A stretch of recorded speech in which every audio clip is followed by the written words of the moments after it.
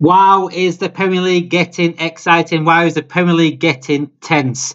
Liverpool came out on top on Saturday against Ipswich, 4-1 victors. Cody Gakpo, brilliance. Mohamed Salah, brilliance. Szoboszlai, brilliant. Szoboszlai was sensational all game. What a win for Liverpool.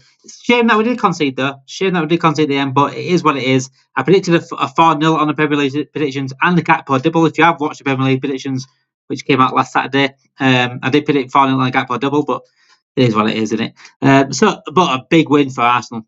I've got to say a big win for Arsenal. I hate to say it, but that was a huge, huge win for Arsenal because it's a win that Arsenal don't usually get.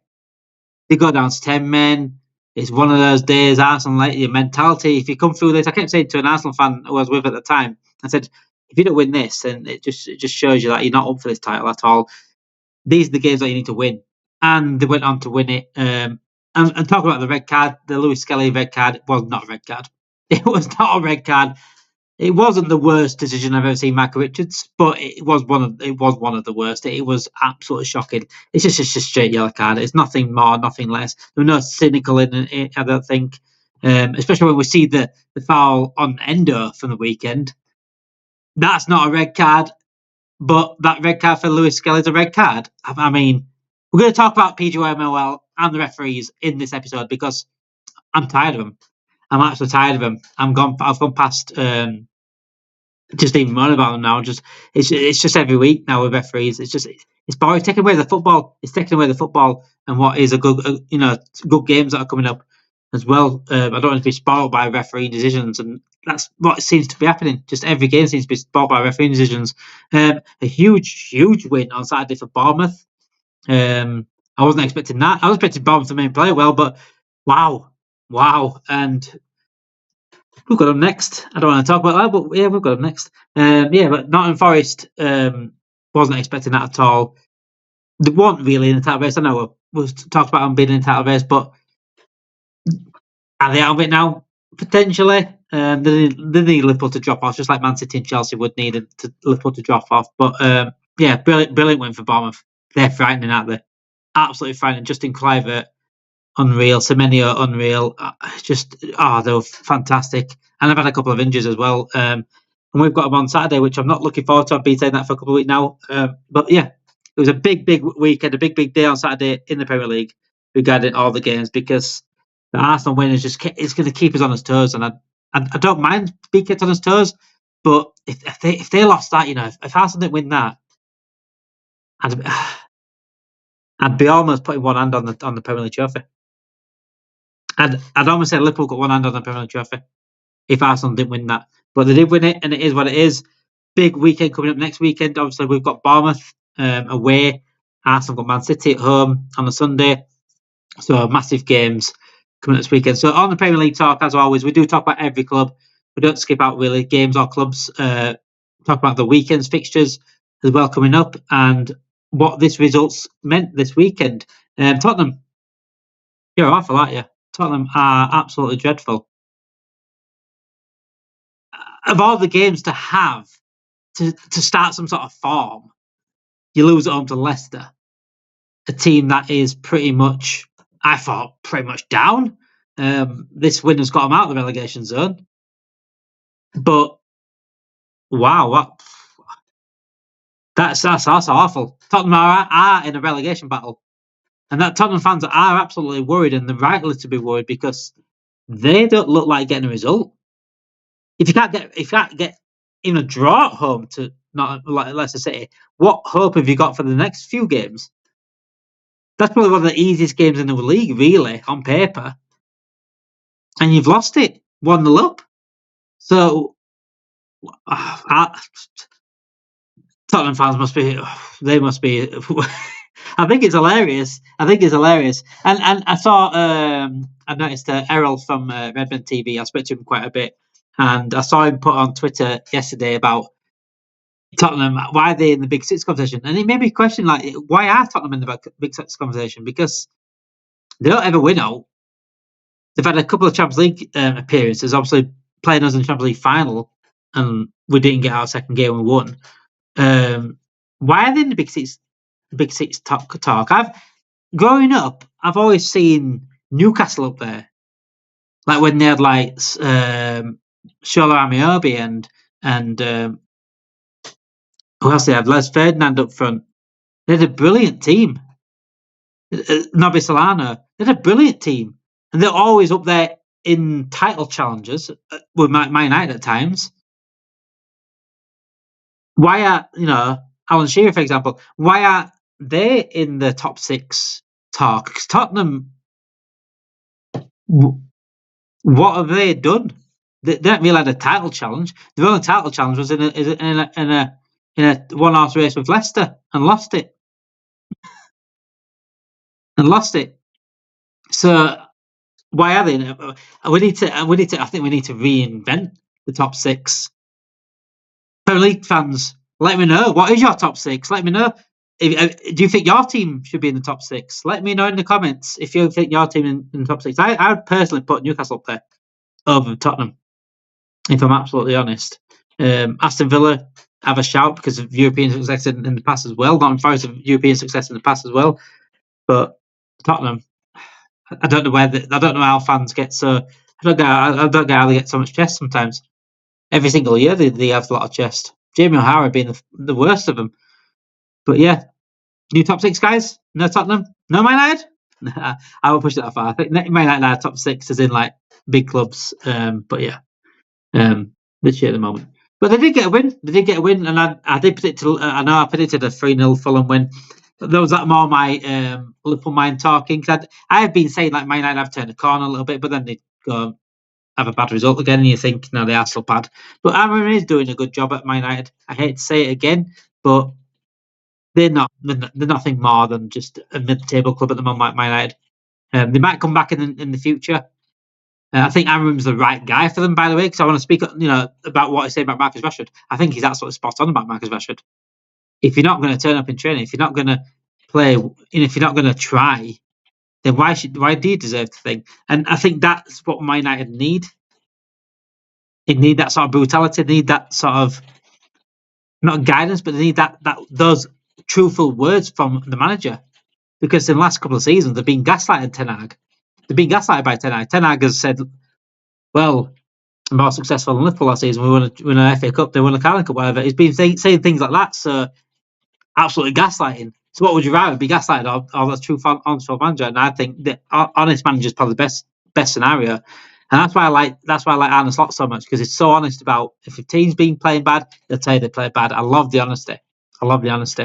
And I think Amorim is the right manager for Man United.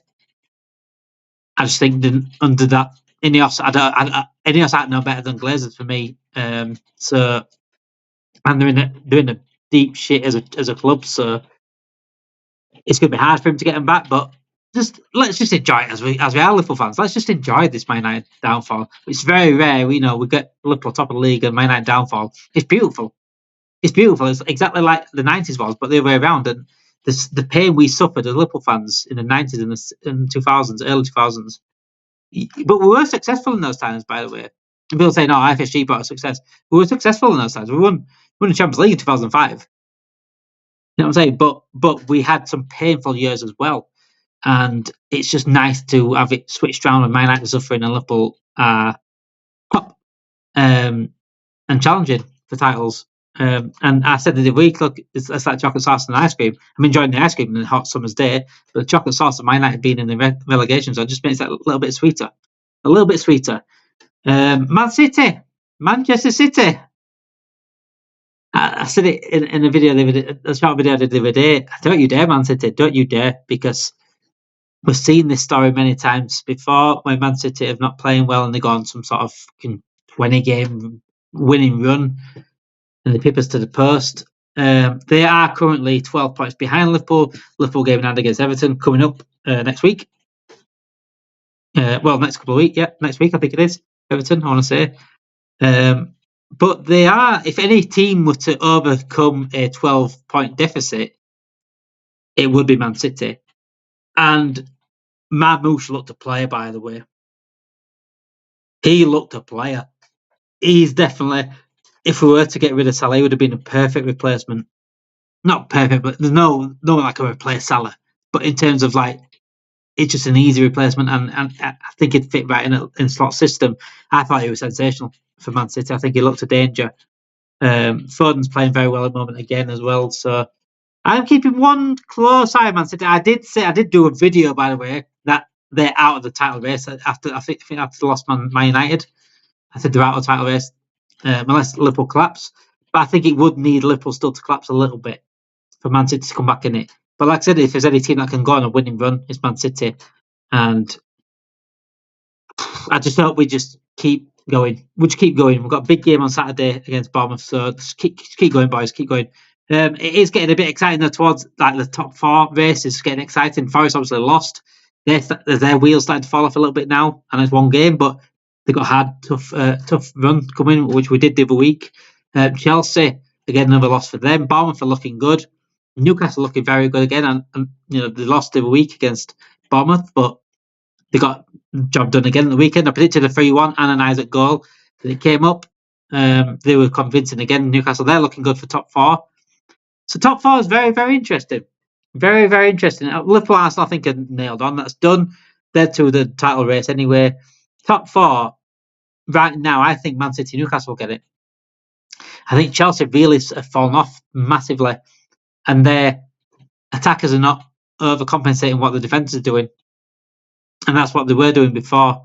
So I think Man City and Newcastle get top 4, and if it is top 5, I think Chelsea might sneak it possibly over Forest. But Forest have got a big run now, and then they've got a hard run. Bournemouth could even get a word in there. The way Bournemouth are playing right now, they could get a little word in there, because it could be top 5 for the Champions League spots, the way Champions League is going and where Europe's going. The bottom 3 is Southampton, Ipswich, and Wolves. I think Southampton are down. They're done. Pointless. Ipswich, they've lost it now, haven't they? As in, like, they're just conceding now for fun. So I can't see anywhere back for Ipswich. I know that's the same about Leicester. I thought they were back, but they got a win yesterday. I think Wolves have got too many good players for Leicester. But Tottenham could get dragged in. They really could get dragged in, and it's hilarious. It's actually hilarious that they could get dragged in. I think Man United are safe now. Well done, Man United. You're safe from relegation, just about. But Tottenham. Yeah, Tottenham could get dragged in, couldn't they? They could actually get dragged in. It's crazy. It's absolutely crazy. If they can't beat Leicester, they could easily get dragged in. A big result for West Ham yesterday, which I predicted 1-1 in that as well in my prediction. I thought they were the better team as well. West Ham towards the end, I thought they were going to go win. I thought they deserved a win in the end. They were all over Aston Villa in the end. So I think they could probably push above into the top half potentially. Title race is definitely eating up, and so is the top 4. Liverpool are the favourites, and rightly so. We should be winning this title. We should be going on and winning this title, but we have some big, big games coming up. There's no easy games coming up. We've got Bournemouth away, we've got Everton away. We've still got Man City to play away. It's not going to be easy at all. And if Arsenal keep grinding, somehow grinding a result out like they did against Saturday, it's definitely not going to be easy for Liverpool to do this. But we are favourites, and we should go on and do this. I believe the boys, the mentality monsters is back this season, and we're seeing that mentality. No matter what happens to us, we're getting through games. We're getting results. And no matter even if we go down 1 or down whatever, we're getting results. We're getting wins, and that's what I love to see. Liverpool should go win this title, but I'm not looking back at Arsenal thinking, yeah, you're out of it now. They're definitely right behind us. And we need to just keep going. We just need to keep going. It's a cliche, take it game by game, but that is what it is. We've got to take it game by game and see where we are. The big game at weekend. If we, I'm going to do Premier League predictions on Friday, obviously, but it's going to be a tough game. It's going to be a tough game. We've got Champions League this week. Hopefully, we can rotate a little bit. Carabao Cup as well coming up against Tottenham. We need to win that to go through to the final. Wow, this is where the you win titles. This is where you win trophies. This time of season where we need to get some momentum and keep it going. Beating Ipswich, let's go beat Bournemouth on Saturday. Let's go win this Premier League title race. Everyone, thank you for watching. Whether you're Premier League fan, Liverpool fan, whatever. Thank you everyone for watching. Make sure you subscribe to the channel, like this video, and get your notification bells on. Like I said, liking this video would help us out a lot. Also, this challenge for the Talking Reds channel is starting this week. I'm starting tomorrow, actually. I'm recording this Monday night. Tuesday is when I'm starting the interviews.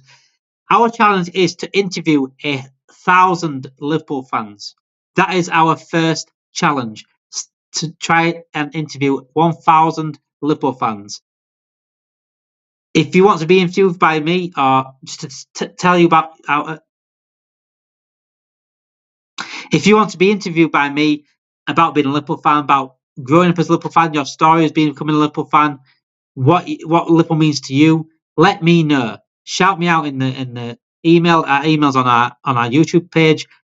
Comment on here. I read the comments all the time. I always get back to comments if I can.